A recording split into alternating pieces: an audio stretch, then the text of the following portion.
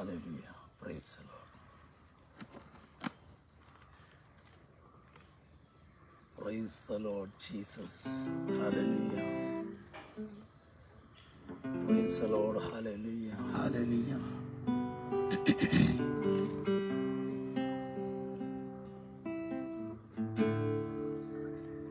Praise the Lord. Hallelujah. സഹോദരന്മാരെ, ക്രിസ്തുയേശുവിൽ നിങ്ങളെ എല്ലാവരെയും ഞാൻ വന്ദനം ചെയ്യുന്നു. ഈ പ്രഭാതത്തിൽ നിങ്ങളോട് ഒരുമിച്ച് ഇന്ന് ആയിരിക്കാൻ, ഈ ലൈവിൽ സംസാരിക്കാൻ കർത്താവ് എനിക്ക് തന്ന ഈ പദവിയെ ഓർത്ത് ഞാൻ ദൈവത്തെ സ്തുതിക്കുന്നു. ഇന്ന് കഴിഞ്ഞ രാത്രികളിലൊക്കെ പ്രാർത്ഥിച്ച സമയത്ത് എൻ്റെ ഹൃദയത്തിൽ പരിശുദ്ധാത്മാവ് തന്ന ചില ബോധ്യങ്ങൾ എന്നുള്ളതല്ല, ആ തിരുവചനത്തിലൂടെ എനിക്ക് ചില കാര്യങ്ങളെ ഒന്ന് മനസ്സിലാക്കാനും എന്നെ കേൾക്കുന്നവർക്ക് ഒരു ആത്മബലം നൽകാനും ഇത് ഉപകരിക്കുമെന്ന് ഞാൻ വിശ്വസിക്കുന്നു. പ്രിയപ്പെട്ടവരൊക്കെ ഒന്ന് നമ്മുടെ സഹോദരങ്ങൾക്ക്, സുഹൃത്തുക്കൾക്കൊക്കെ ഇത് ഷെയർ ചെയ്യാൻ പറ്റുമെങ്കിൽ ഒന്ന് ഷെയർ ചെയ്യുക. ആത്മീയ ജീവിതത്തിൻ്റെ ആരംഭ സമയങ്ങളിലൊക്കെ വളരെ സന്തോഷത്തോടുകൂടിയും ദൈവ ആത്മാവിൻ്റെ പ്രദർശനമായ അനുഗ്രഹത്തോടുകൂടിയൊക്കെ ഇറങ്ങിത്തിരിച്ചിരിക്കുന്ന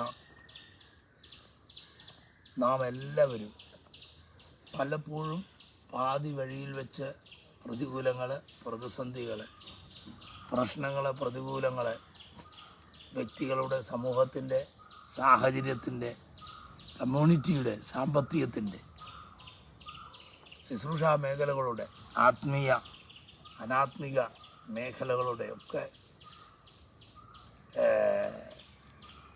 പ്രതിസന്ധികളെ അല്ലെങ്കിൽ പ്രതികൂലങ്ങളെ, ബീഭത്സവും സമീപസ്ഥവും ഒക്കെയായ മേഖലകളിൽ ഒരു കണക്കിന് പറഞ്ഞു കഴിഞ്ഞാൽ ഒരു യുദ്ധമുഖമായ രീതിയിൽ, ആത്മീയ യുദ്ധമാണോ ഭൗതിക യുദ്ധമാണോ, ഏതെല്ലാം മേഖലകളിലും ഒരു യുദ്ധമുഖത്തിലൂടെ കടന്നു പോകുമ്പോൾ അതിനകത്തെല്ലാം പലപ്പോഴും പരാജിതമായ മനോഭാവത്തോടുകൂടി യാത്ര ചെയ്യുന്ന ഒത്തിരി പേരെ കാണാനിടയായി, അല്ലെങ്കിൽ ഒത്തിരി പേരെ കേൾക്കുന്ന ഒരവസ്ഥ നമുക്കുണ്ടായിട്ടുണ്ട്.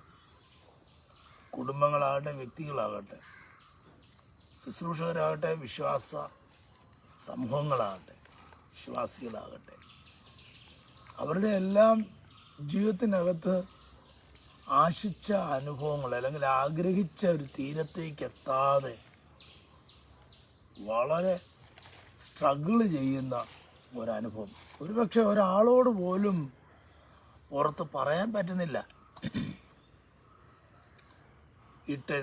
ഇട്ടേച്ച് പോന്ന സമൂഹത്തോട് ഇറങ്ങി തിരിച്ച ഏത് സമൂഹത്തിൽ നിന്ന്, അല്ലെങ്കിൽ ഏത് വിഭാഗത്തിൽ നിന്ന്, അല്ലെങ്കിൽ ഏത് മേഖലയിൽ നിന്നാണോ ഇറങ്ങിത്തിരിച്ചത്, ആ മേഖലകളുടെ മുമ്പിൽ തോറ്റുപോകുമോ എന്ന് ഭയപ്പെടുന്ന അനേകർ. ഉദാഹരണം, ഞാൻ വിട്ടേച്ച് വന്ന ഒരു കമ്മ്യൂണിറ്റിയുടെ മുമ്പിൽ കർത്താവിൻ്റെ മുഖത്തേക്ക് നോക്കി യേശുവിലുള്ള വിശ്വാസത്തിൻ്റെ വർധനവിൽ, ആത്മാവിൻ്റെ ആ സന്തോഷത്തിൽ ആദ്യ ചുവടുവെപ്പുകളൊക്കെ എനിക്ക് വലിയ സ്പീഡുണ്ടായിരുന്നു, ഓട്ടമുണ്ടായിരുന്നു. പക്ഷെ മുന്നോട്ട് ഓടും തോറും എൻ്റെ ആത്മമനുഷ്യന് ബൂസ്റ്റഡ് ആകുന്ന രീതിയിലുള്ള സാഹചര്യങ്ങളൊന്നും എന്നെ വരവേൽക്കുന്നില്ല, അഭിമുഖീകരിക്കുന്ന മുഴുവനും ഓടിയെത്തപ്പെടാനുള്ള വാഗ്ദത്തങ്ങൾ മുമ്പിൽ കണ്ടുകൊണ്ട് ഓടും. പക്ഷേ ഓട്ടത്തിൻ്റെ നടുവിൽ ആരോഗ്യമുള്ള ഒരനുഭവം, ആരോഗ്യമുള്ള ഒരു ഓട്ടം ലഭിക്കുന്നില്ല. ഈ ഒരു വിഷയത്തിനകത്ത് പലരും വളരെ ഭാരപ്പെടുന്നുണ്ട്. പുറത്താരോടും പറയാൻ പറ്റുന്നില്ല. എങ്ങനെ പറയാൻ സാധിക്കും? ആത്മാഭിമാനം അതിന് സമ്മതിക്കുന്നില്ല. വിട്ടേച്ചു വന്ന സമൂഹം അല്ലെങ്കിൽ എന്തിനെ ഉപേക്ഷിച്ചോ ആ ഉപേക്ഷിച്ചത് തെറ്റാണെന്നുള്ള ബോധ്യത്തോടു കൂടിയായിരുന്നു ആദ്യകാലങ്ങളിൽ ഇറങ്ങിയത്. പക്ഷെ പാതി വഴിയിൽ എത്തിയിട്ട് തിരിഞ്ഞു പോകുമ്പോഴത്തേക്ക് അവർ ചോദിക്കുന്ന ചോദ്യമുണ്ട്, നീ ഉപേക്ഷിച്ചു പോയത് ശരിയായോ? മനസ്സിലായോ? നീ എന്തിനെ വിട്ടേച്ച് വന്നോ അത് ശരിയായിരുന്നു, അതല്ലായിരുന്നോ ശരി? ഇപ്പൊ നീ പോകുന്ന യാത്ര, എടുത്ത തെരഞ്ഞെടുപ്പ് തെറ്റല്ലായിരുന്നോ എന്ന് ചോദിക്കുമാണ്. സാഹചര്യങ്ങൾ മുഴുവൻ വിപരീതമായി മനോഭാരത്താലും പ്രതിസന്ധികളാലും ഒത്തിരി പേർ ഭാരപ്പെടുന്നുണ്ട്. ഇത് പറയുന്ന ഞാനും ഇത് കേൾക്കുന്ന നിങ്ങളും ഒരുപക്ഷെ ഈ സമ്മർദ്ദത്തിലൂടെ പോകുന്നവരാ.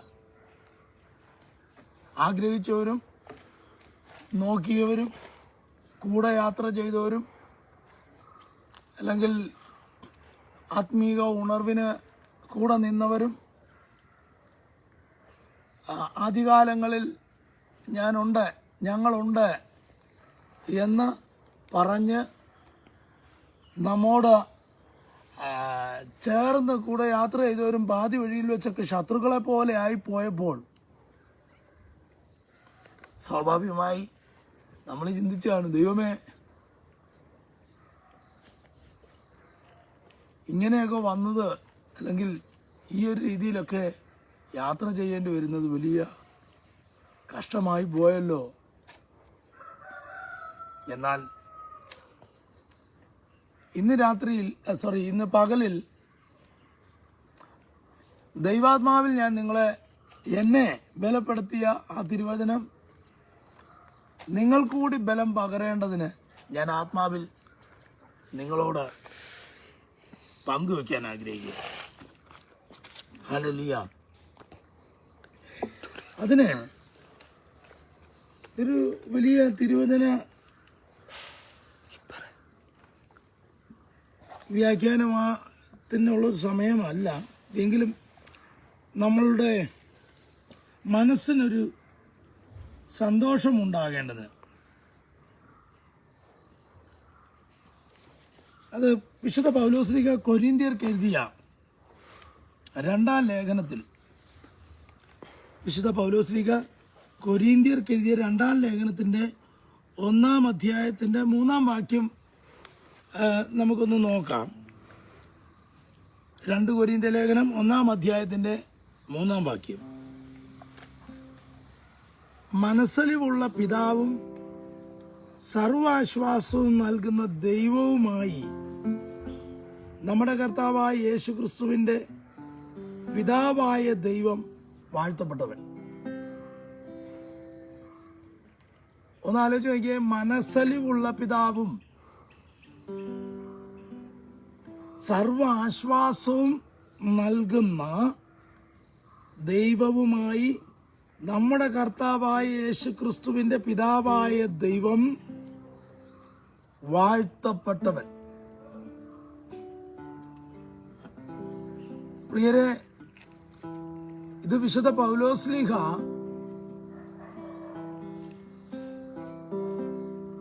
ദമാസ്കസിൽ വെച്ച് തനിക്കുണ്ടായിരുന്ന ദൈവിക ദർശനവും ദൈവിക സാന്നിധ്യവും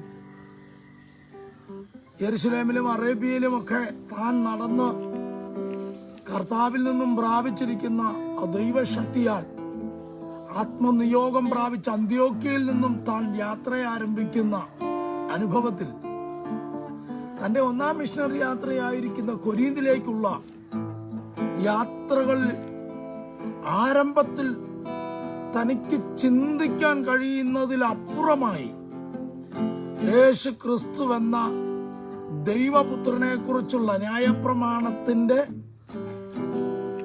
പൂർണ്ണതയുടെ രൂപത്തെക്കുറിച്ചുള്ള വെളിപ്പാട്.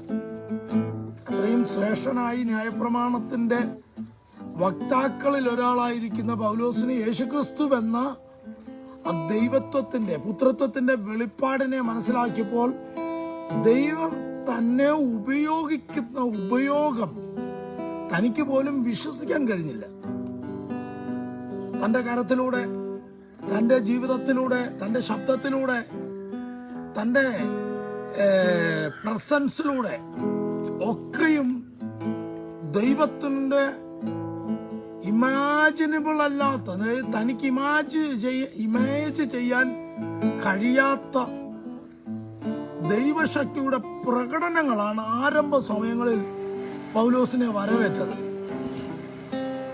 നമ്മെ പോലെ തന്നെ ക്രിസ്തുവിനെ കുറിച്ചുള്ള കാഴ്ചപ്പാടും വെളിപ്പാടും യേശു ക്രിസ്തുവിനുള്ള വിശ്വാസവും ഒക്കെ ഉറച്ചപ്പോൾ താൻ ചിന്തിക്കുന്നതിലും, അതുകൊണ്ടൊക്കെയാണ് എഫേസ്യ ലേഖനത്തിലൊക്കെ താൻ എഴുതിയിരിക്കുന്നത്, ചോദിക്കുന്നതിലും നനയ്ക്കുന്നതിലും ഒക്കെ അത്യന്തം പരമായിട്ട് ഇങ്ങനെയാണ് എന്ന് പറയുമ്പോഴത്തേക്ക് അതിനകത്തേക്ക്, അല്ലെങ്കിൽ കർത്താവിന്റെ നാമം പറയുമ്പോൾ താൻ ഉദ്ദേശിക്കുന്നതിന്റെ അപ്പുറം, തനിക്ക് സ്വപ്നത്തിൽ പോലും ചിന്തിക്കാൻ കഴിയുന്നതിൽ അപ്പുറമായിട്ടുള്ള അത്ഭുതങ്ങളും അടയാളങ്ങളുമാണ് തന്റെ ശുശ്രൂഷയിൽ ആദ്യം തന്നെ വരവേറ്റത്. പക്ഷെ പിന്നത്തേതിൽ അങ്ങോട്ട് ചെല്ലുമ്പോഴത്തേക്കെല്ലാം കഷ്ടതകളുടെ തീച്ചൂളകൾക്കകത്തൂടി യാത്ര ചെയ്യുന്ന വിശുദ്ധ പൗലോസ്ലീഹയെ നമുക്ക് കാണാൻ കഴിയും. അപ്പൊ ഒന്നാമത്തെ മിഷണറി യാത്ര കഴിഞ്ഞതിന് ശേഷം രണ്ട് കൊരിന്ത്യൻ സഭയ്ക്ക് രണ്ടാമത് ലേഖനം എഴുതുമ്പോഴത്തേക്ക് വിശ്വാസത്തിൽ ക്ഷീണിച്ചു പോയിരിക്കുന്ന, അല്ലെങ്കിൽ ആരംഭത്തിൽ വിശ്വാസത്തിൽ സന്തോഷവും സമാധാനവും പ്രകടനമായ ശേഷം മുൻപോട്ട് യാത്ര ചെയ്യുമ്പോൾ വിശ്വാസത്തിൽ ക്ഷീണിതനായി പോകുന്ന വിശ്വാസിയോട് തന്റെ അനുഭവം പങ്കുവെക്കുകയാണ് രണ്ടാമത്തെ ലേഖനത്തിലൂടെ. രണ്ടാം ലേഖനത്തിന്റെ 1-ാം വാക്യത്തിൽ തന്നെ പറയുകയാണ്, മനസ്സലിവുള്ള പിതാവും നമ്മുടെ ദൈവവുമായ യേശു ക്രിസ്തുവിന്റെ പിതാവായ ദൈവം വാഴ്ത്തപ്പെട്ടത്. ഒന്ന് പറയുകയാണ് മനസ്സലിവുള്ള ഒരു ദൈവം. അതിന്റെ അർത്ഥം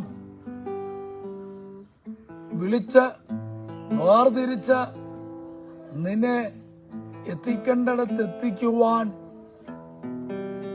മനസ്സും, ആ ഒരു അനുഭവത്തിലൂടെ നീ പോകുമ്പോൾ എത്ര പ്രതിസന്ധികളിലും താഴ്ചകളിലും കുറവിലും വേദനയിലും നിരാശയിലും വിശ്വാസത്തിന്റെ ക്ഷീണിതാവസ്ഥയിലും ഒരു മനുഷ്യനും നിന്നോട് അലിവ് തോന്നിയില്ലെങ്കിലും നിന്നോട് മനസ്സലിവ് തോന്നുന്ന ഒരു ദൈവമുണ്ട്. ഇന്ന് ഈ പ്രഭാതത്തിൽ വിശ്വസിക്കുന്നവരോട് ഞാൻ പറയാം, ഒരു കണ്ണിനും നിന്നോട് അലിവ് തോന്നിയില്ലെങ്കിൽ മനസ്സലിവ് തോന്നുന്ന ഒരു പിതാവായ ദൈവം നിനക്കുണ്ട്. അവിടുത്തെ പൗലോസ് ആ വാക്യത്തിൽ കൊണ്ട് നിർത്തുന്നില്ല.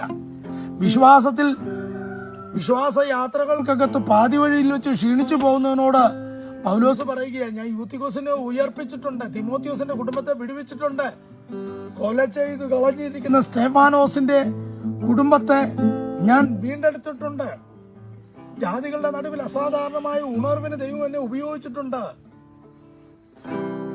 റോമൻ സാമ്രാജ്യത്തിന്റെ നെറുകയ്ക്കകത്ത് പോയി സുവിശേഷം പറഞ്ഞു റോമൻ പട്ടാളക്കാരെ ക്രിസ്തുവിന്റെ സ്ഥാനാധിപതികളാക്കി മാറ്റിയിട്ടുണ്ട്. ശുശ്രൂഷകളുടെ എന്തുവാ പറയുന്നത്, കിരീടം വെച്ച അല്ലെങ്കിൽ കിരീടം വെക്കാത്ത ഒരു രാജാവിനെ പോലെ പൗലോസ് ശുശ്രൂഷകളിൽ തേരോട്ടം നടത്തിയ പൗലോസ് പറയുക, സമയങ്ങളിലെല്ലാം ക്ഷീണിച്ചു പോകുന്ന ഒത്തിരി അവസ്ഥകൾ എനിക്കുണ്ടായിരുന്നു. ശുശ്രൂഷകളിൽ ക്ഷീണിക്കുന്ന ദൈവഭൃത്യന്മാരോട് പറയാം,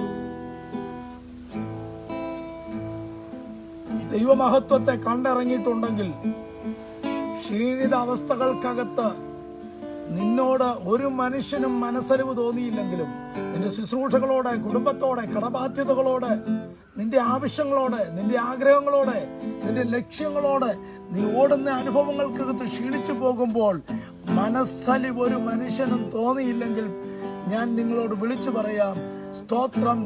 വിളിച്ചിറക്കിയ ക്രിസ്തുവിനെ ശക്തീകരിച്ച യേശു ക്രിസ്തുവിന്റെ പിതാവായ ദൈവം നിന്നോട് മനസ്സലിവുള്ള ദൈവമാണെന്ന് വിശ്വസിക്കും. അവിടെ പൗലോസ്ലീഹ പറയുകയാണ്, 4-ാമത്തെ വാക്യം, ദൈവം ഞങ്ങളെ ആശ്വസിപ്പിക്കുന്ന 4-ാം വാക്യം, 2 കൊരിന്ത്യർ ലേഖനത്തിന്റെ 1-ാം അധ്യായത്തിന്റെ 4-ാം വാക്യം. നിങ്ങൾ ഇതൊക്കെ വായിക്കണം. നമ്മൾ ഇതെല്ലാം ഓരോ വ്യക്തികളെ മനസ്സിൽ കണ്ടുകൊണ്ട് പൗലോസിന്റെ യാത്രകളെ, ശുശ്രൂഷകളെ, അദ്ദേഹം അനുഭവിച്ച വേദനകളെ, അദ്ദേഹം ചെയ്തിരിക്കുന്ന ശുശ്രൂഷകളെ ഒക്കെ ഓർത്ത് മാത്രം നമ്മൾ പ്രശംസിച്ചാൽ പോരാ. യേശുക്രിസ്തുവിനിൽ വിശ്വസിച്ച് യേശുക്രിസ്തുവിനാൽ ശുശ്രൂഷകളിൽ അധികായനായിട്ട് ഓടുന്ന പൗലോസ്ലീഹയുടെ അസാധാരണമായ ശുശ്രൂഷകളെ പ്രശംസിക്കുമ്പോൾ ആ പൗലോസ്ലീഹ അനുഭവിച്ച കഷ്ടങ്ങളും അദ്ദേഹത്തിന്റെ സാക്ഷ്യങ്ങളും കൂടി നമ്മുടെ ഹൃദയത്തിന്റെ ഒരു ഭാഗത്തുണ്ടാകണം.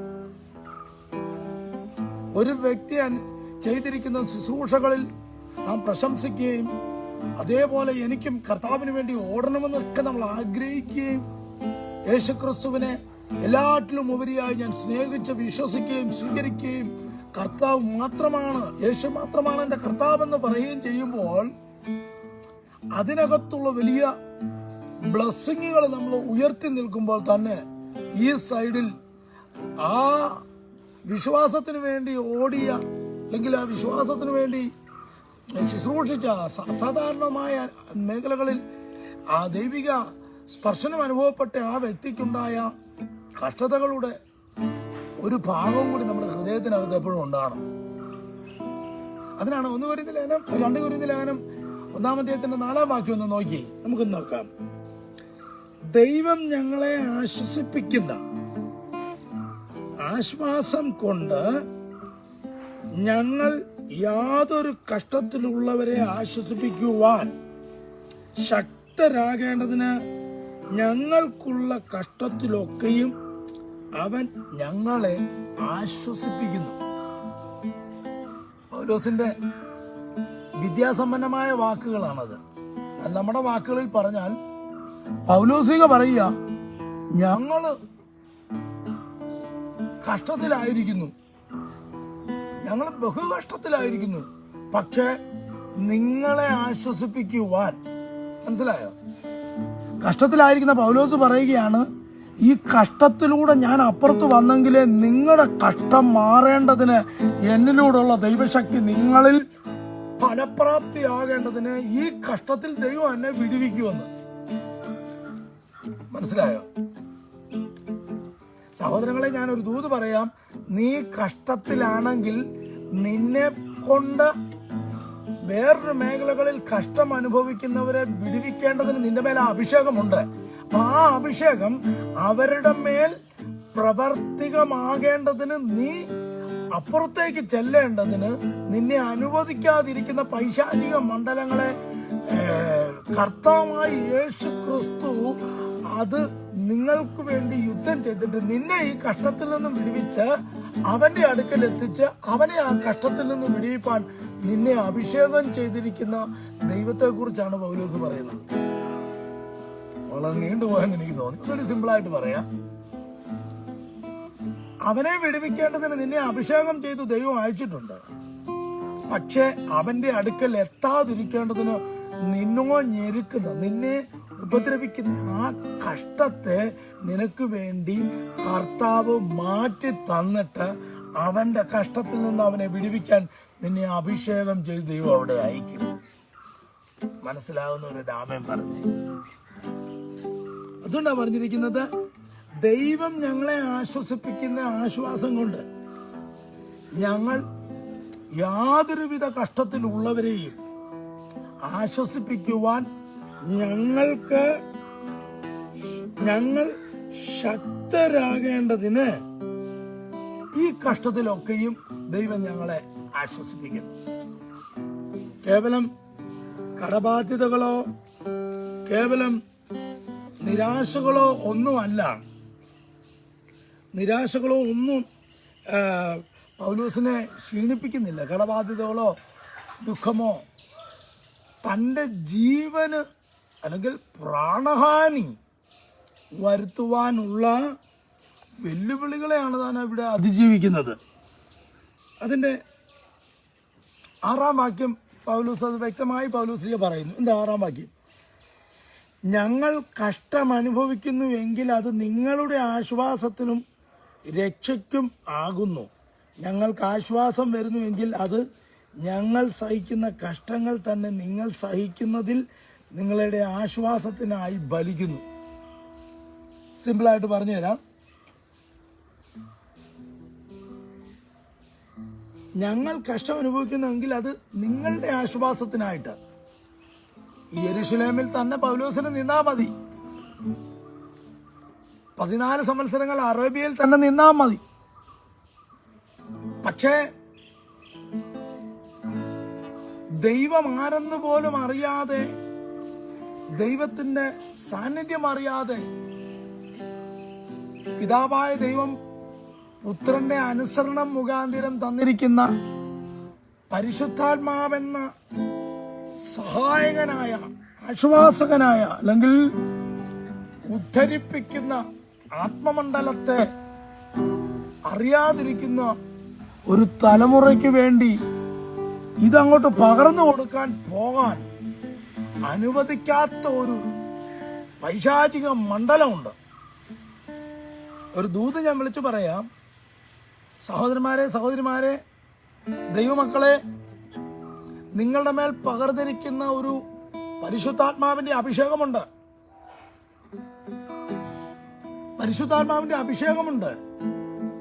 ഈ അഭിഷേകം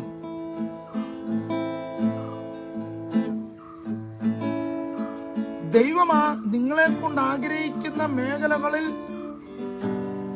എക്സ്പ്ലോസ് ചെയ്യാതിരിക്കാൻ, അല്ലെങ്കിൽ നിങ്ങൾക്ക് തന്നിരിക്കുന്ന നിയോഗമുള്ള സ്ഥലങ്ങളിൽ അത് പ്രകടിപ്പിക്കാതിരിക്കാൻ, അതല്ലെങ്കിൽ നിങ്ങളെ കൊണ്ട് ദൈവം ചെയ്യിപ്പിക്കാനിരിക്കുന്ന ചില ദേശങ്ങളിൽ, രാജ്യങ്ങളിൽ അത് എത്താതിരിക്കാൻ ഒരു പൈശാചിക മണ്ഡലം വെല്ലുവിളി ഉയർത്തുമ്പോഴത്തേക്ക് ദൈവത്തെ വിശ്വസിച്ചുകൊണ്ട് പൗലോസ്ലീഹ പറയുകയാണ്, സകല ആശ്വാസങ്ങളുടെയും മനസ്സലിവിന്റെയും ഉടയവനായ ദൈവം ഞങ്ങൾക്ക് ശക്തി തരുന്നുണ്ട്. പൗലോസ്ലീഹ പറയുകയാണ്, ഞങ്ങൾ പ്രാപിച്ചിരിക്കുന്ന ശക്തി നിങ്ങളുടെ അടുക്കൽ എത്തിക്കാൻ ഞാൻ ശ്രമിക്കുമ്പോൾ എന്നെ അതിലെത്തിക്കാതെ വണ്ണം എവിടെയൊക്കെയോ തടയിട്ട്, എവിടെയൊക്കെയോ വിലക്കിട്ട്, എവിടെയൊക്കെയോ സ്തോത്രം വെല്ലുവിളിയിട്ട്, എവിടെയൊക്കെയോ മാനസിക തലത്തിന് ബ്രേക്ക് ചെയ്ത്, എവിടെയൊക്കെയോ മതില് മുന്നിൽ കെട്ടി, എവിടെയൊക്കെയോ വെല്ലുവിളികൾ ഉയർത്തി, ശാരീരികം, മാനസികം, ആത്മീയ മേഖലകൾക്കകത്ത് വെല്ലുവിളികൾ ഉയർത്തി ഉയർത്തി നിൽക്കുമ്പോഴത്തേക്ക് പറയുക, ദൈവം ഞങ്ങളെ അത് നിന്നെല്ലാം മാറ്റി ശക്തീകരിച്ചിട്ട് നിങ്ങളുടെ വിടുതലിന് വേണ്ടിയിട്ട് ദൈവം ഞങ്ങളെ അവിടെ അയക്കും. കണ്ടോ? പൗലോസ്ലീഹ തന്നെയല്ല, എന്നെ കേൾക്കുന്ന സഹോദരങ്ങളെ, നിങ്ങൾ അനുഭവിക്കുന്ന കഷ്ടങ്ങൾക്കപ്പുറത്ത് നിങ്ങളെ കൊണ്ട് ചെയ്യിപ്പിക്കാനിരിക്കുന്ന വലിയ ഒരു ശുശ്രൂഷയുണ്ട്. ഈ കാലഘട്ടത്തിനകത്ത് ഇത് നിങ്ങൾക്ക് വേണ്ടി ദൈവം വെച്ചിരിക്കുന്ന കാലഘട്ടമാണ്. നിങ്ങളൊരു കപ്പൽ യാത്രയ്ക്കകത്താണ്. നിങ്ങൾ ആസിയുടെ മറവറ്റി ഓടുന്ന ഒരു സമയമാണ്. നിങ്ങൾ അദ്രിയാക്കടലിന്റെ നിലവാരങ്ങൾക്കകത്തൂടി യാത്ര ചെയ്യുന്ന ഒരു സമയമാണ്. കാരണം അക്കായിലും ലുസ്ത്രയിലും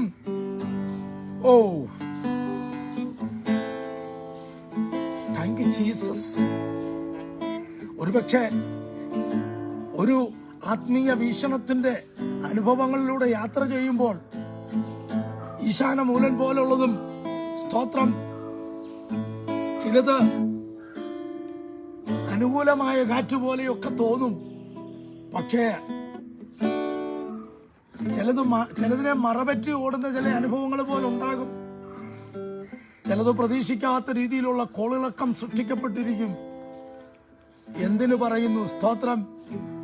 അപ്പുറത്തെത്താനുള്ള അനുഭവങ്ങളിലൂടെ, യാത്രകളിലൂടെ ഒക്കെ പോകുമ്പോൾ നിയോഗത്തിന്റെ നിലവാരങ്ങൾ എത്രത്തോളം ഉണ്ടോ അത്രത്തോളം ശക്തി തരുന്ന ഒരു ദൈവം നമ്മുടെ കൂടെ ഉണ്ടെന്ന് ഇന്ന് ഈ പ്രഭാതത്തിൽ വിശ്വസിക്കും. കേവലം ഞാനിത് ഒരു ഉപവാസ പ്രാർത്ഥനയുടെ അല്ലെങ്കിൽ ഒരു ദൂത് പറയുകയല്ല. ഇന്ന് ആത്മമനുഷ്യനെ നിങ്ങൾ ശക്തീകരിക്കണം. നിങ്ങളുടെ ആത്മമനുഷ്യൻ ശക്തീകരിക്കപ്പെടാത്തിടത്തോളം കാലം നിങ്ങളുടെ ശുശ്രൂഷകൾക്ക് വിജയമുണ്ടാകത്തില്ല. കേവലം ആരെങ്കിലും ചെയ്യുന്നത് പോലെയോ ആരോടെങ്കിലുമുള്ള വാശിക്കോ അല്ലെങ്കിൽ ഇറങ്ങി തിരിച്ചു പോയി ഇനി നാണം കെടാൻ കഴിയത്തില്ലെന്ന് വിചാരിച്ച് പുറകോട്ട് പോകാൻ കഴിയത്തില്ലെന്ന് വിചാരിച്ചുള്ള മനോഭാവത്തിലോ ഒന്നും അല്ല പോകേണ്ടത്. എന്നെ കൊണ്ട് ദൈവം ചെയ്യിക്കാനിരിക്കുന്ന നിയോഗങ്ങൾ മറുകരയിൽ നിൽക്കുമ്പോൾ നിന്നെ ശക്തീകരിക്കുന്ന മനസ്സലിവുള്ള ഒരു ദൈവം എന്റെ കൂടെ ഉണ്ട് എന്ന്, നിന്റെ കൂടെയുണ്ട്, നമ്മുടെ കൂടെ ഉണ്ട് എന്ന് വിശ്വസിച്ച് വേണം യാത്ര ചെയ്യാൻ. അതെന്തിനാ? നിങ്ങളൊരു ആശ്വാസപ്രദനായി തീരുന്ന ഒരു ശുശ്രൂഷ. പരിശുദ്ധാത്മാവിനെ കുറിച്ച് പറയുന്നത് എന്താ? ആശ്വാസപ്രദൻ. യേശു പറഞ്ഞു, ഞാൻ പോയതിനു ശേഷമോ കാര്യസ്ഥൻ നിങ്ങളുടെ അടുക്കൽ വരും, അവൻ സകല സത്യത്തിൽ നിങ്ങളെ വഴി നടത്തും. ആശ്വാസപ്രദൻ, ഹോളി സ്പിരിറ്റ്. അപ്പൊ പരിശുദ്ധാത്മാവിന്റെ പകരക്കാരനായി, യേശുക്രിസ്തുവിന്റെ പകരക്കാരനായിട്ട് നിങ്ങള് മറ്റൊരാളുടെ ആശ്വാസത്തിനായിട്ട് ഒരു മറുകരയിലേക്കുള്ള യാത്രയിലാണ്. നിങ്ങളെ നോക്കിയൊരു കുടുംബമുണ്ട്, നിങ്ങളെ നോക്കി ഒരു തലമുറകൾ അവിടെ നിൽപ്പുണ്ട്. നിങ്ങളുടെ ശുശ്രൂഷയ്ക്കായിട്ട് കാത്തിരിക്കുന്ന ഒരു ദേശം അവിടെ ഉണ്ട്. നിങ്ങളുടെ ശുശ്രൂഷയ്ക്കായിട്ട് ദൈവം ഒരുക്കി വെച്ചിരിക്കുന്നു. സ്തോത്രം. ചില രാജാക്കന്മാർ അവിടെ ഉണ്ട്, ചില മന്ത്രിപദങ്ങൾ അലങ്കരിച്ചിരിക്കുന്ന ചില വ്യക്തികളുണ്ട്, ചില കുടുംബങ്ങളുണ്ട്, ചില ദേശങ്ങളുണ്ട്, ചില സ്തോത്രം ഇടം കൈ വലം കൈ അറിയാത്ത പാപത്തെ പച്ചവെള്ളം പോലെ കുടിച്ചു തീർക്കുന്ന ഒരു തലമുറ ഇവിടെ ഉണ്ട്. ദോഷത്തിനും മദ്യപാനത്തിനും മദ്യാസക്തിക്കും വ്യഭിചാരത്തിനും പിശാച് സ്തോത്രം അടിമപ്പെടുത്തിയിരിക്കുന്ന ഒരു തലമുറയുണ്ട്. ഇവരൊക്കെ വീണ്ടെടുക്കപ്പെടണ്ടേ? നിങ്ങളൊരു പിതൃസ്ഥാനത്തേക്ക് അപ്പോയിന്റ് ചെയ്യപ്പെട്ടിട്ട് ക്ഷീണിച്ചു പോകരുത്. ഇന്ന് നിങ്ങളുടെ നിയോഗങ്ങളെ ദൈവമുമ്പാകെ നിങ്ങളൊന്ന് ഓർക്ക്. നിങ്ങളുടെ ദർശനങ്ങളെ നിങ്ങൾ ആത്മാവിൽ കാണണം. ദൈവം നിങ്ങളോട് സംസാരിക്കുന്ന അനുഭവങ്ങൾ നിങ്ങളുടെ ഡയറികളിൽ എഴുതി വെച്ചിട്ട് നിങ്ങൾ ആ നിയോഗത്തിന് വേണ്ടി പ്രാർത്ഥിക്കുക. ഒരുപക്ഷെ എനിക്ക് ഈ നിയോഗമൊന്നും ഇല്ലായിരിക്കുമെന്ന് നിങ്ങൾ ചിന്തിക്കരുത്. ഫിലിപ്പോസിനെ നോക്കിക്കേ. ശബ്ദം കേട്ട് ഗസയുടെ നിർജ്ജന പ്രദേശത്തേക്ക് പോകാന്ന് പറഞ്ഞു. ജനവാസ കേന്ദ്രത്തിൽ നിന്നും അപ്പസ്തോലികമായ മണ്ഡലത്തിൽ നിന്നും ശുശ്രൂഷകളുടെ നല്ല തട്ടകത്തിൽ നിന്നും ഒരു ശബ്ദം കേട്ട ഫിലിപ്പോസ് അനുസരിച്ചത് കൊണ്ട് ഗസയുടെ നിർജ്ജന പ്രദേശത്തേക്ക് പോയി. യെരുശലേമിൽ നിന്നും ഗസയിലേക്ക് ഒറ്റയ്ക്ക് നടക്കുക. എവിടെ നിന്നാണ് നടന്നത്? യെരുശലേമിന്റെ ശുശ്രൂഷ നിലവാരങ്ങൾക്കകത്ത് സഭയുടെ വലിയ വിശാലത വരുന്ന സമയത്ത് കൂട്ടം കൂട്ടമായി സ്തോത്രം ജനം രക്ഷിക്കപ്പെടുന്ന സ്ഥലത്ത് നിന്ന് കാൽക്കീഴിൽ കൊണ്ടുപോയി വസ്തുക്കൾ വിറ്റ് സ്തോത്രം വെക്കുന്ന പ്രോസ്പെരിറ്റിക്കൽ അനുഭവങ്ങൾക്കകത്ത് നിന്ന് ഫിലിപ്പോസിനോട് പരിശുദ്ധാത്മാവ് പറഞ്ഞു, നിർജ്ജന പ്രദേശത്തേക്ക് ഗസയിലേക്ക് നീ പോവുക. സ്തോത്രം. ഒരു വലിയ ഒരു മൂവിനകത്ത് നിന്ന് നിന്നെ ഒറ്റപ്പെട്ട അനുഭവങ്ങൾക്കകത്തേക്ക് അല്ലെങ്കിൽ വലിയൊരു ക്രൗഡ് ഫുള്ളായിരിക്കുന്ന ഒരു സാഹചര്യത്തിൽ നിന്നും നിന്നെ ഒറ്റപ്പെട്ട മേഖലകളിലേക്ക് അല്ലെങ്കിൽ നിനക്ക് സന്തോഷിക്കാൻ വകയുള്ള ഒരു മേഖലയ്ക്കകത്ത് നിന്ന് വ്യക്തികളുടെ സമൂഹങ്ങളുടെ ഒക്കെ നടുവിൽ നിന്നും നിന്നെ ഒറ്റപ്പെടുത്തിയ അനുഭവങ്ങൾക്കകത്തേക്ക് കൊണ്ടുപോകുമ്പോൾ ഓർത്തുകൊള്ളുക, അതിന്റെ പിന്നിൽ സ്തോത്രം ഒരു ധനമന്ത്രിയെ സ്നാനപ്പെടുത്തുന്നത് തന്നെയല്ല. ബൈബിള് പറയുന്നു, പ്രവർത്തികളുടെ പുസ്തകത്തിൽ പറയുന്നു, പിന്നെ പീലിപ്പോസിനെ കണ്ടത് കന്ദക്ക രാജ്ഞിയുടെ ധനകാര്യ വിചാരകനായിരിക്കുന്ന ഷണ്ണനെ സ്നാനപ്പെടുത്തിയതിനു ശേഷം പീലിപ്പോസിനെ പിന്നെ കാണുന്നത് എവിടാന്നറിയാമോ? ശമരിയയിലും അസ്തോദിലും. വലിയ ഉണർവുണ്ടായി അവിടെ. സ്തോത്രം. അതുകൊണ്ട് ഒറ്റയ്ക്കുള്ള യാത്രകൾക്കകത്ത് ക്ഷീണിച്ചു പോകാനല്ല, ഈ ക്ഷീണിതാവസ്ഥകൾക്കകത്ത് പൗലോസ് പ്രാർത്ഥിക്കുന്നത് പോലെ പറയണം, മനസ്സലിവുള്ള ഒരു പിതാവായ ദൈവം, യേശു ക്രിസ്തുവിന്റെ പിതാവായ ദൈവം എനിക്കുള്ളത് കൊണ്ട് ഞാൻ ദൈവത്തിന് സ്തോത്രം ചെയ്യുന്നു. അതെന്തിനാണ്? ഞങ്ങൾ ക്ഷീണിച്ചു പോകുമ്പോഴും നിങ്ങൾ ക്ഷീണിക്കാതിരിക്കേണ്ടതിന് ഞങ്ങളെ നിങ്ങളുടെ അടുക്കൽ എത്തിക്കാൻ ഞങ്ങൾക്ക് ശക്തി നൽകുന്ന ദൈവത്തെ ഞങ്ങൾ വാഴ്ത്തുന്നു. നിസ്സാരമായ ഒരു സാക്ഷ്യമല്ല പൗലോസ്ലീഹ പറയുന്നത്. ആ സാക്ഷ്യത്തിന്റെ തീവ്രതയും ഗൗരവവും അറിയണമെങ്കിൽ 8, 9, 10 വാക്യം കൂടി ഞാനൊന്ന് വായിക്കുകയാണ്. സഹോദരന്മാരെ, ആസിയിൽ ഞങ്ങൾക്കുണ്ടായ കഷ്ടം നിങ്ങൾ അറിയാതിരിപ്പാൻ ഞങ്ങൾക്ക് മനസ്സില്ല. അപ്പൊ ആസിയുടെ മറപറ്റി ഓടിയ അനുഭവങ്ങൾക്കകത്ത്, അല്ലെങ്കിൽ ആസിയിലുണ്ടായ കഷ്ടങ്ങളെ കുറിച്ചും പൗലോസ് 2ാം മിഷണറി യാത്രയിൽ വിശ്വാസത്തിൽ ക്ഷീണിച്ചിരിക്കുന്നവനോട് പറയുകയാണ്, ഈ അത്ഭുത ശുശ്രൂഷകളൊക്കെ ഞങ്ങൾ ചെയ്യുമ്പോഴും, ഞാനെന്നല്ല പറയുന്നത്, ക്ഷമിക്കണം, ഞങ്ങൾ, ഒരു പ്ലൂറൽ വേർഡാണ് പൗലോസ് ഉപയോഗിക്കുന്നത്. എപ്പോഴും ഞാൻ ചെയ്തു ഇല്ല. സുവിശേഷം കൂട്ടായ പ്രവർത്തനമാണ്. ശുശ്രൂഷകന്മാരോട് ഞാൻ പറയാം, നിങ്ങൾ ഒരത്ഭുതം ചെയ്യുന്നുണ്ടെങ്കിൽ അതിന്റെ പിന്നിൽ ആ കുടുംബത്തിന് വേണ്ടി പ്രാർത്ഥിച്ച ഒരു വലിയ സമൂഹം രഹസ്യവും പരസ്യവുമായിട്ടുണ്ട്. അവരുടെ പ്രാർത്ഥനയുടെ ഫലമായി സാഹചര്യങ്ങൾ അനുകൂലമാക്കി അവിടെ തന്നതുകൊണ്ടാണ് അഭിഷിക്തനെ, ദൈവദാസിയെ നിങ്ങളെ കൊണ്ട് ദൈവം അവിടെ അത്ഭുതം ചെയ്യിപ്പിച്ചത്. പത്രോസിന്റെ പടകിൽ ഒരിക്കലും ഒറ്റയടിക്ക് മീൻ കയറിയോ? യേശുക്രിസ്തുവിന്റെ സുവിശേഷം ആ പടകിനകത്ത് നിന്ന് സുവിശേഷത്തിന്റെ ശക്തി വ്യാപരിച്ചപ്പോഴത്തേക്കാണ് അത്ഭുതത്തിന്റെ ശക്തി അവിടെ പ്രകടമായത്. നമ്മൾ ശുശ്രൂഷിക്കുന്ന പലയിടങ്ങൾക്കകത്തും യേശുവിനെ ആഗ്രഹിക്കാൻ തക്കവണ്ണം ഒരു വ്യക്തിയോട് സുവിശേഷം പറഞ്ഞ വേറെ ആരെങ്കിലും അതിന് ബിംബിക്കാണ്. എപ്പോഴും നമ്മൾ സംസാരിക്കേണ്ടത് ഞങ്ങളെന്ന് പറഞ്ഞ ആരാണ്?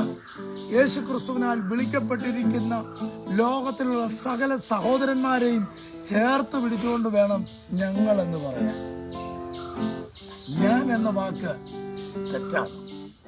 സ്തോത്രം.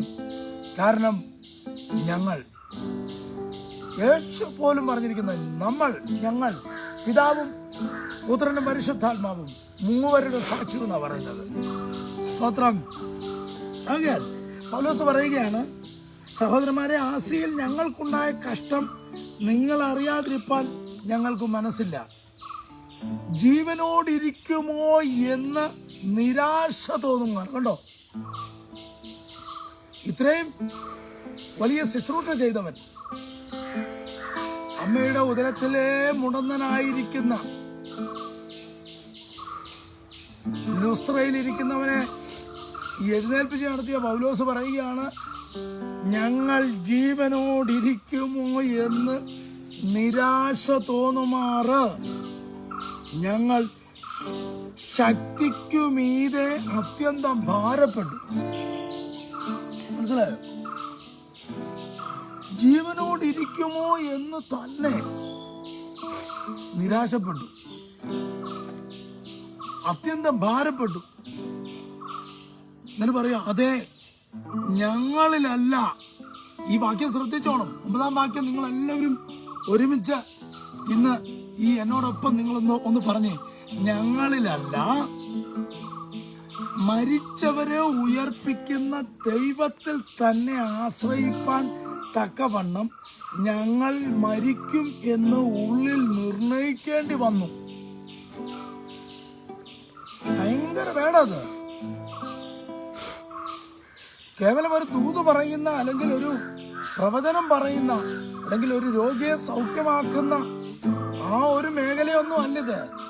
ഒന്നുകൂടി പറഞ്ഞു കഴിഞ്ഞാൽ ദേശങ്ങളെ ഉണർത്തുന്ന അഭിഷേകം വെളിപ്പെടുന്ന നിലവാരത്തിലുള്ള ശുശ്രൂഷകൾ പോലെയുള്ള അനുഭവമല്ല. പറയുകയാണ് ഞങ്ങൾ മരിക്കും. പൗലോസ് ലീഗ പറയുക ഞങ്ങൾ മരിക്കുമെന്ന് എന്ത് ചെയ്തു? നിർണയിച്ചു. എന്ന് പറഞ്ഞാൽ മരണമുഖത്ത് നിൽക്കുക. മരിച്ചു, തകർന്നു. കഴിഞ്ഞ ദിവസം കർത്താവിന്റെ ദാസൻ പ്രവീൺ പ്രസാദ് പറഞ്ഞതുപോലെ അപ്പുറത്തേക്കുള്ള ശുശ്രൂഷയ്ക്ക് വേണ്ടിയിട്ട് ഗദരദേശത്തേക്ക് യാത്ര ചെയ്യുമ്പോൾ കടലിൽ മുക്കിക്കളയാൻ അടിച്ച കാറ്റ്, ഒന്നുകൂടി പറഞ്ഞാൽ അദ്ദേഹത്തിന്റെ ഭാഷയിൽ പറഞ്ഞാൽ നിന്റെ അസ്ഥികൂടം പോലും ഒരു മനുഷ്യൻ കാണാത്ത രീതിയിൽ കടലിന്റെ അടിത്തട്ടിൽ മുക്കിക്കളയുമെന്ന് വെല്ലുവിളിച്ച വെല്ലുവിളികൾ നേരിക്കണ്ടിരിക്കുന്ന പൗലോസ് പറയുക മരിക്കുമെന്നുള്ള ഉറപ്പാ. പക്ഷേ ആ മരിക്കുമെന്നുള്ള സാഹചര്യം മുൻപിൽ ഉറപ്പായി വന്നപ്പോഴത്തേക്ക് പറയുക മരിച്ചവരെ ഉയർപ്പിക്കുന്ന ദൈവത്തിൽ അങ്ങ് പ്രത്യാശിച്ചു. എന്നോട് പറഞ്ഞാൽ മരിച്ചാലും എന്നെ ഉയർപ്പിക്കുന്ന ഒരു ദൈവമുണ്ടെന്ന് പൗലോസ് ലീഗ മരണമുഖത്ത് വിശ്വസിച്ചു. എന്തോ വാക്ക എന്നെ കേൾക്കുന്ന ശുശ്രൂഷകന്മാരെ, ദിസ് വേർഡ് ഈസ് നോട്ട് ഇമാജിനബിൾ. നമ്മുടെ ലൈഫിനകത്തൊന്നും ഇത്രയും പ്രതിസന്ധികൾ വന്നോ ഇല്ലയോ എന്ന് എനിക്ക് അറിഞ്ഞുകൂടാ. പ്രതികൂലങ്ങളിലും പ്രതിസന്ധികളുടെ നടുവിൽ എന്നെ കേൾക്കുന്ന സഹോദരങ്ങളോട് ഞാൻ പറയാം, ഇന്നും നീ പട്ടിണി കിടന്നിട്ടില്ല. വിശ്വാസത്തിൽ വിളിച്ചിറങ്ങിയിട്ട് നീ ഒരു 3 ദിവസത്തിൽ കൂടുതലൊന്നും പട്ടിണി കിടക്കുമെന്ന് ഞാൻ വിശ്വസിക്കുന്നില്ല. വസ്ത്രത്തിന് നിനക്ക് കുറവ് വന്നിട്ടില്ല. നിന്റെ ആത്മീയ വീക്ഷണത്തിന് ചിലപ്പോൾ ഒരുപക്ഷെ താഴ്ച വന്നിട്ടുണ്ടെങ്കിലും, നിന്റെ മനോഭാരങ്ങൾ അല്പം വർദ്ധിച്ചിട്ടുണ്ടെങ്കിലും നീ പട്ടിണി കിടന്നിട്ടില്ല. ഏതെങ്കിലും രീതിയിലൊക്കെ ഏലിയാവിനെ പോഷിപ്പിച്ച കാക്കയെ പോലെ നിന്റെ ജീവിതത്തിനകത്ത് ആരെങ്കിലുമൊക്കെ നിനക്കൊരു ആശ്വാസമായിട്ട് വന്നിട്ടുണ്ടാകാം. ഏതെങ്കിലും ഒരു വ്യക്തി നിനക്കൊരു ദൂത് പറഞ്ഞിട്ടുണ്ടാകാം. ഏതെങ്കിലും ഒരു ദൈവ ദാസിലൂടെ കുഞ്ഞുങ്ങളിലൂടെ ഒക്കെ നിനക്കൊരു ആശ്വാസം വന്നിരിക്കാം.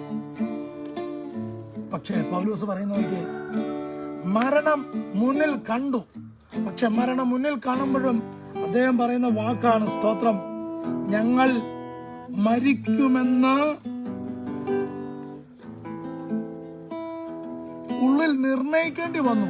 പൗലോസിനെ പറയുക ഞങ്ങൾ മരിക്കുമെന്ന് നിർണയിച്ചോ. കൂടെ നിൽക്കുന്നവരോട് പറയടാ, തീർന്നടാ, നമ്മൾ മരിക്കൂടാ, ഇതിനകത്ത് നിന്ന് രക്ഷപ്പെടാനായിട്ട് ഇനി ഒരു രക്ഷയില്ല.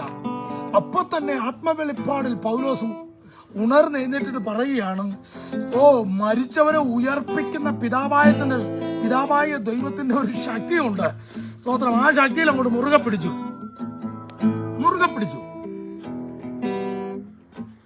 മരിക്കുമെന്ന് ഉറപ്പ് വന്ന സാഹചര്യത്തിന്റെ നടുവിൽ നിന്നുകൊണ്ട് പറയുകയാണ്, സ്തോത്രം, മരിച്ചാലും ഉയർപ്പിക്കുന്ന ഒരു ദൈവം എന്റെ കൂടെ ഉണ്ടെന്ന് വിശ്വസിച്ചുകൊണ്ട് എന്ത് ചെയ്യുന്നറിയോ, ആ വെളിപ്പാടിൽ അങ്ങ് കയറി മുറുകെ പിടിച്ചു.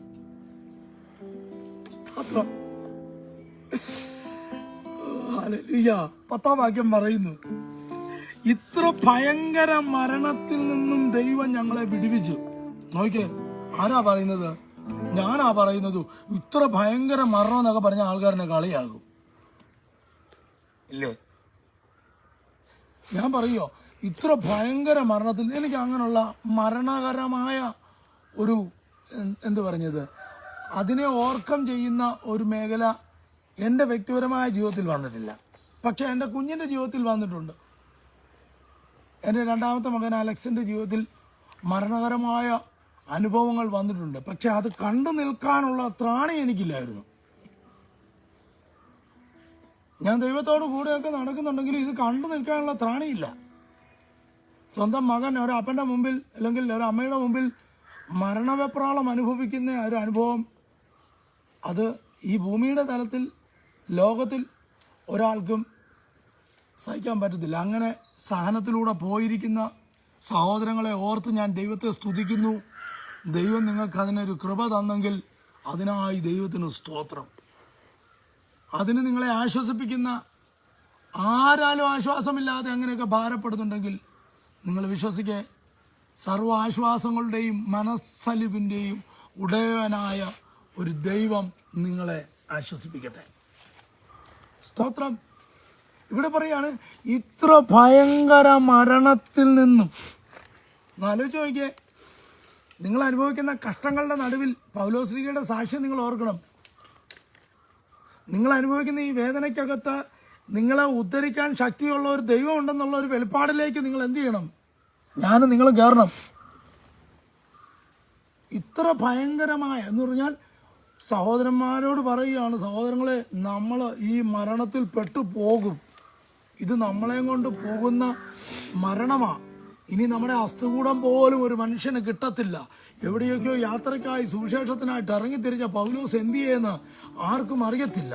അഡ്രസ്സില്ല, ഫോണില്ലാത്ത കാലം, തപാൽ ഓഫീസുകളില്ലാത്ത കാലം. സ്തോത്രം. ഏതെങ്കിലും രീതിയിൽ എന്തെങ്കിലും പറയണമെന്നുണ്ടെങ്കിൽ സ്തോത്രം, എഴുതി കൊടുത്തിരിക്കുന്ന ചുരുളുകൾക്കകത്ത് എഴുതി കൊടുത്തിരിക്കുന്ന സ്തോത്രം കത്തുകൾ, സ്തോത്രം, ഒരു ദേശത്ത് നിന്ന് മറ്റൊരു ദേശത്തേക്ക് യാത്ര ചെയ്തും നടന്നും ക്ഷീണിച്ചും ദിവസങ്ങളും മാസങ്ങളും കഴിയുമ്പോഴത്തേക്കായിരിക്കും ഒരു സഭയുടെ കയ്യിൽ ഇത് എത്തുന്നത്, അല്ലെങ്കിൽ ഒരു വ്യക്തിയുടെ കയ്യിൽ ഇത് എത്തുന്നത്. ആ സമയത്ത് സ്തോത്രം മരണം ഇവനെ കീഴ്പ്പെടുത്തിയിട്ടുണ്ടാകാം. അങ്ങനെ ഒരു കീഴ്പ്പെടുത്തലിന്റെ അനുഭവങ്ങളിലേക്ക് വന്ന മരണകരമായ അനുഭവങ്ങൾ നേരിട്ട് അനുഭവിച്ചിരിക്കുന്ന പൗലോസ്ലീഹ പറയുകയാണ്, സ്തോത്രം, 10-ാം വാക്യം, സ്തോത്രം, ഇത്ര ഭയങ്കര മരണത്തിൽ നിന്നും ദൈവം ഞങ്ങളെ വിടുവിച്ചു. രാമേൻ പറഞ്ഞാട്ടെ. പ്രിയരെ, വിടുവിച്ചു എന്ന വാക്കും സാക്ഷ്യം പറയുക, ഇത്ര ഭയങ്കരമായ മരണത്തിൽ നിന്നും ദൈവം ഞങ്ങളെ വിടുവിച്ചു. ആ വിടുവിച്ച സാക്ഷ്യം എന്താ? അതിനുള്ള കാരണം എന്താ? മരിച്ചവരെ ഉയർപ്പിക്കുന്ന ദൈവത്തിൽ തന്നെ ആശ്രയിപ്പാൻ തക്കവണ്ണം ഞങ്ങൾ മരിക്കുമെന്നുള്ളിൽ നിർണയിക്കേണ്ടി വന്നു.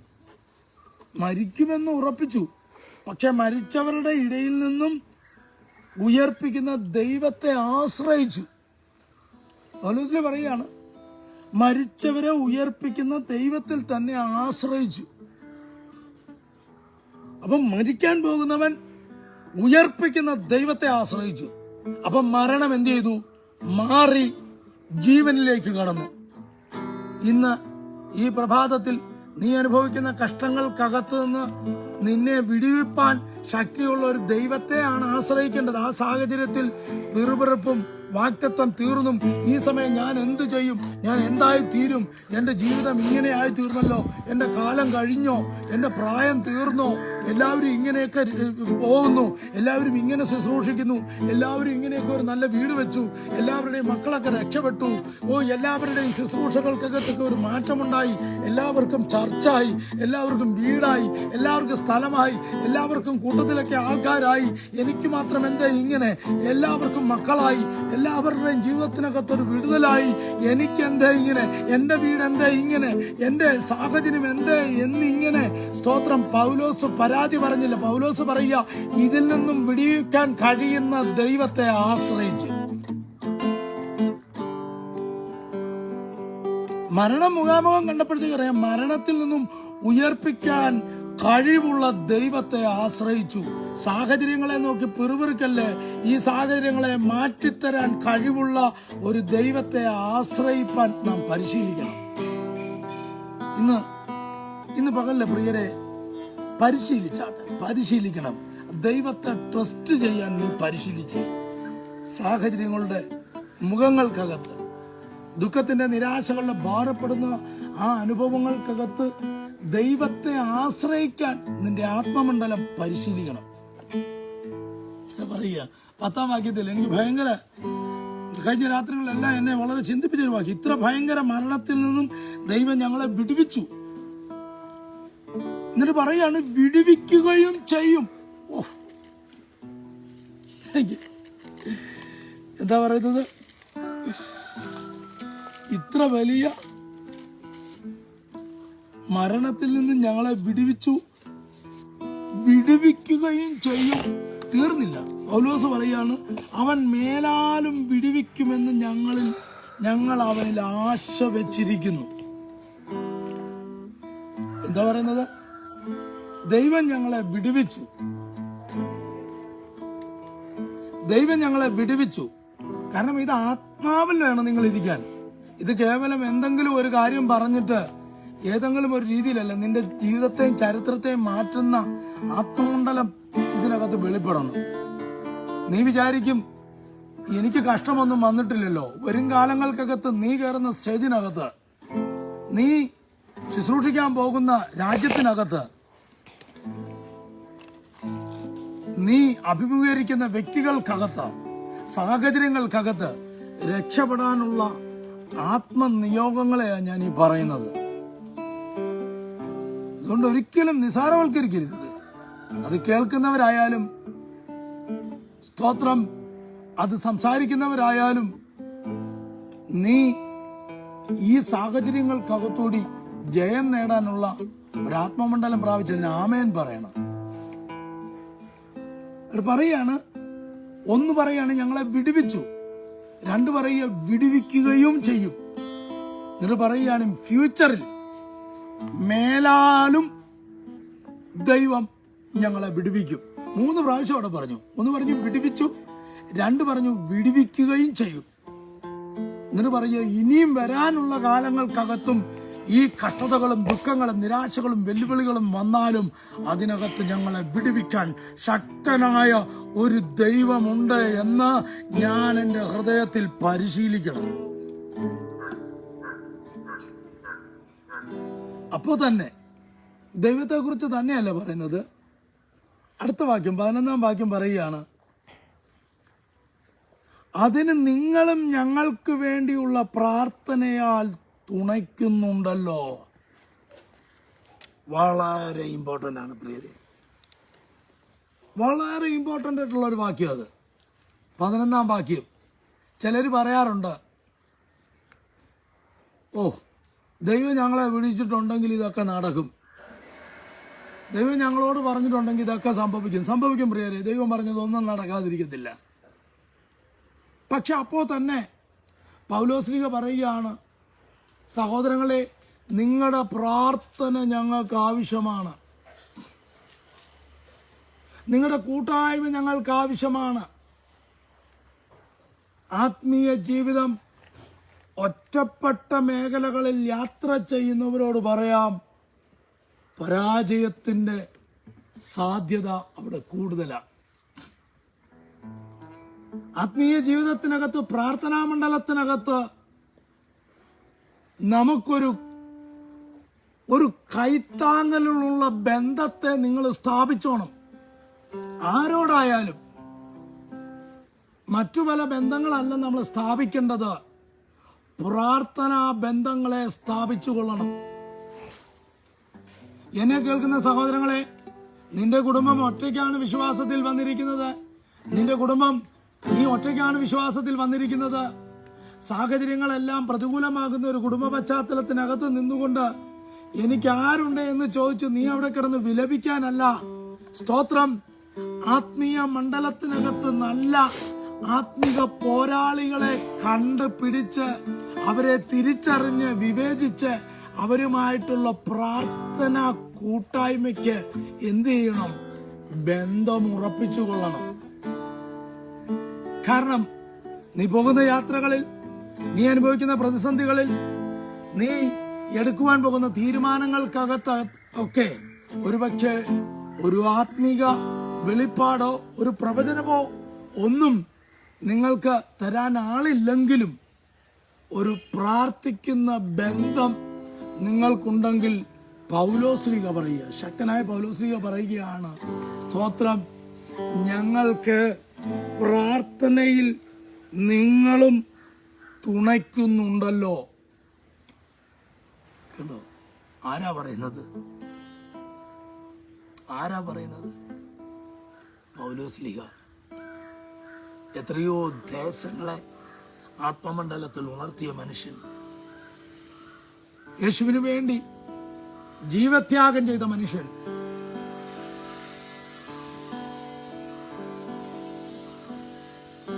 ഏറുകൊണ്ട് ലുസ്ത്രയിൽ തകർന്ന് തരിപ്പണമായിട്ടും അടുത്ത നിമിഷം ആത്മമണ്ഡലത്തിൽ സഹോദരന്മാർ ചുറ്റും നിന്നു പ്രാർത്ഥിച്ചപ്പോൾ മടങ്ങി വന്ന ജീവൻ ശരീരത്തിലേക്ക് കയറിയപ്പോൾ ചാടി എഴുന്നേറ്റിട്ട് അടുത്ത ദേശത്തേക്ക് നമുക്ക് പോകാമെന്ന് പറഞ്ഞ് കല്ലേറ് നടന്ന സ്ഥലത്ത് കല്ലേറുകൊണ്ട് തകർക്കപ്പെട്ടിരിക്കുന്ന മനുഷ്യൻ മിനിറ്റുകൾക്കകത്ത് ആ സാഹചര്യത്തെ മറന്നു പോകുന്ന അഭിഷേകം, ആത്മനിയോഗമെന്ന് ആലോചിച്ച് നോക്കി. അയാളെ കല്ലേറിനകത്തു നിന്ന് എഴുന്നേൽപ്പിച്ചതാരാ? വിശുദ്ധ സഹോദരന്മാരെല്ലാം വട്ടം നിന്ന് അതിന്റെ നടുവിൽ കിടന്ന പൗലോസ് ആ പ്രാർത്ഥനയിൽ എഴുന്നേറ്റത്. ഇന്ന് പകലിൽ ആത്മീയമായി ഒരു പ്രാർത്ഥന പോരാളിയാണ് ഒരു വ്യക്തിയെങ്കിൽ ആത്മാവിൽ ആ വ്യക്തിയുമായി നീ കൈകോർത്തോണം. ശക്തനായ പൗലോസിനെ ലുസ്ത്രയിൽ നിന്നും ഒരു മടങ്ങിവരവിൽ നിന്നും പിന്നെ നീണ്ട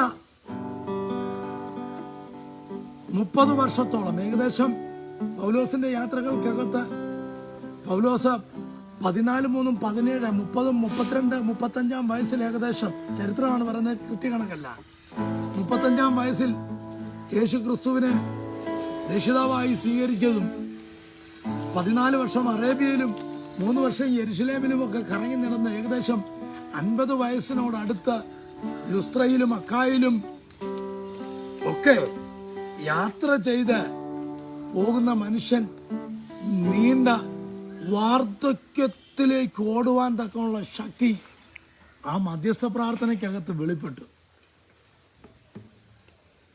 ഇവിടെ പറയുകയാണ്, ഞങ്ങളെ ശക്തീകരിക്കുന്നതിൽ നിങ്ങൾ ഞങ്ങൾക്ക് പ്രാർത്ഥനയിൽ തുണ നിന്നല്ലോ. അതുകൊണ്ട് പ്രാർത്ഥനാ പോരാളികളോടുള്ള ബന്ധം നഷ്ടപ്പെടുത്തരുത്. പ്രാർത്ഥന സഹകാരികളോടുള്ള ബന്ധം നഷ്ടപ്പെടുത്തരുത്. ദൂത് പറയുന്നവർ അവിടെ നിന്ന് മാറിപ്പോവും. പ്രവചനം പറഞ്ഞിരിക്കുന്നവർ പിന്നീട് നിങ്ങളെ കണ്ടെന്നിരിക്കത്തില്ല. സ്തോത്രം. കൺവെൻഷൻ പ്രസംഗിച്ചവർ നിങ്ങൾക്കൊരു ആത്മചൈതന്യം തന്നിട്ട് അവരവരുടെ അടുത്ത മേഖലകളിലേക്ക് പോയെന്നിരിക്കും. പക്ഷെ എപ്പോഴും ശരീരം കൊണ്ട് ദൂരസ്ഥരാണെങ്കിലും ആത്മാവ് കൊണ്ട് അടുത്തിരിക്കുന്ന ഏറ്റവും വലിയൊരു കൂട്ടരാണ് നമ്മുടെ പ്രാർത്ഥനാ പോരാളികൾ.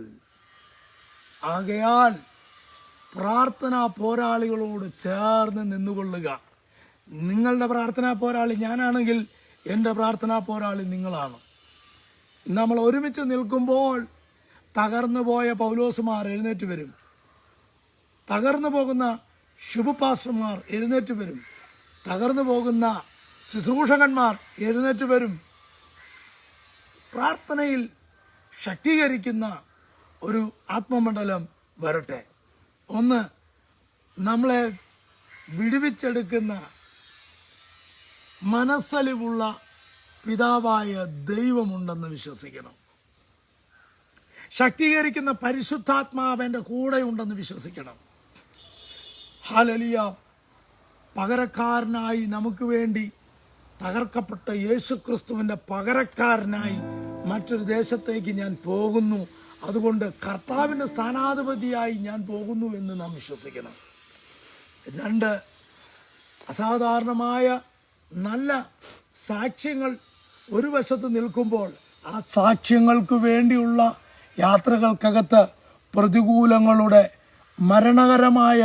ഭയങ്കരമായ മരണകരമായ അനുഭവങ്ങളിലൂടെ പോകേണ്ട അനുഭവങ്ങളിൽ എന്നെ താങ്ങി നടത്തുന്ന ദൈവത്തെക്കുറിച്ചുള്ള കാഴ്ചപ്പാടുണ്ടാകണം.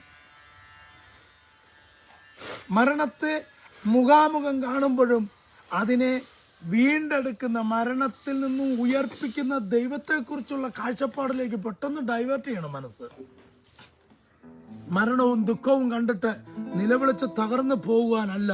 സ്തോത്രം.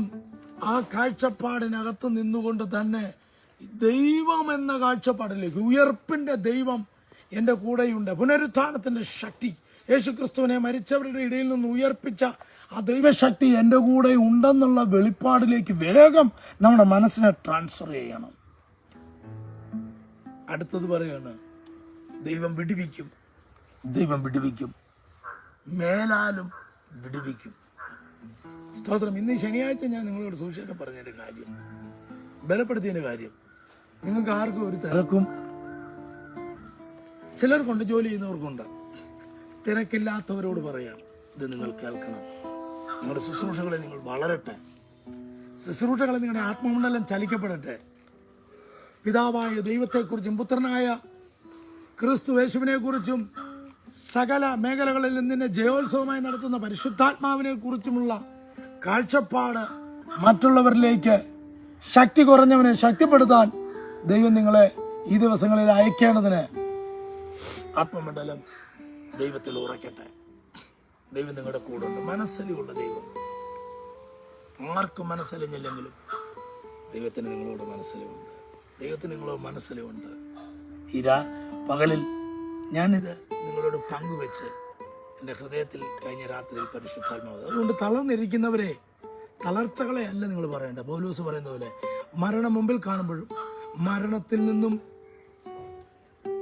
ഉയർപ്പിക്കാൻ കഴിവുള്ള ഒരു ദൈവത്തിന്റെ കാഴ്ചപ്പാടിലേക്ക് വരണം. പ്രതിസന്ധികളെ അല്ല നിങ്ങൾ പറയേണ്ടത്, പ്രതിസന്ധികളിൽ നിന്ന് വിടിവിക്കാൻ കഴിവുള്ള ദൈവത്തിന്റെ കാഴ്ചപ്പാട്. ഈ പകലിൽ അതിന് കർത്താവ് ഈ പ്രഭാതത്തിൽ നിങ്ങളെ സഹായിക്കട്ടെ. കർത്താവ് നമ്മളെ ശക്തീകരിക്കട്ടെ. നമുക്ക് ഒരുമിച്ച് പ്രാർത്ഥിക്കാം. നല്ല ദൈവമേ, സ്വർഗസ്ഥ പിതാവേ, ഈ നല്ല പകലിൽ പ്രഭാതത്തിൽ നന്ദി പറയുന്നു.